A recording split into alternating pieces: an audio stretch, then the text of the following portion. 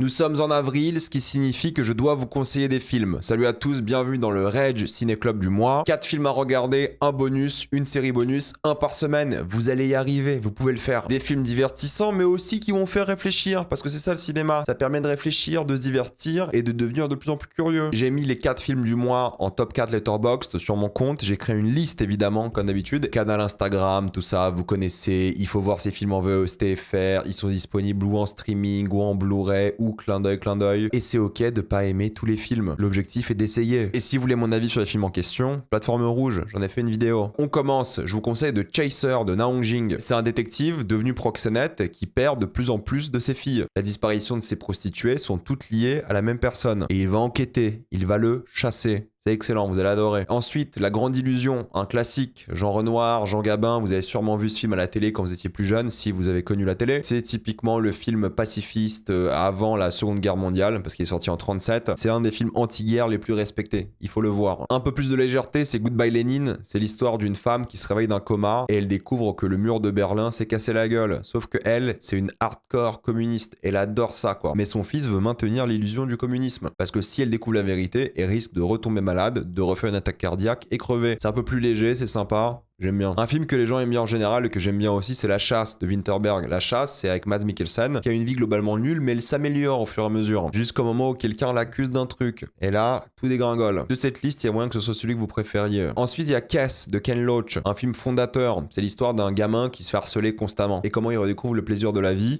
en entraînant un faucon. C'est génial. Et en série bonus, il faut regarder Barry. C'est l'histoire d'un assassin professionnel qui veut devenir acteur. C'est génial, c'est drôle, vous allez adorer. C'est court en plus, 8 épisodes à chaque fois de 30 minutes, mais le mec est barré et c'est trop bien. Regardez Barry. Voilà, c'est les films du mois. Allez les voir. Et allez voir ma vidéo où j'en parle sur la Plateforme Rouge.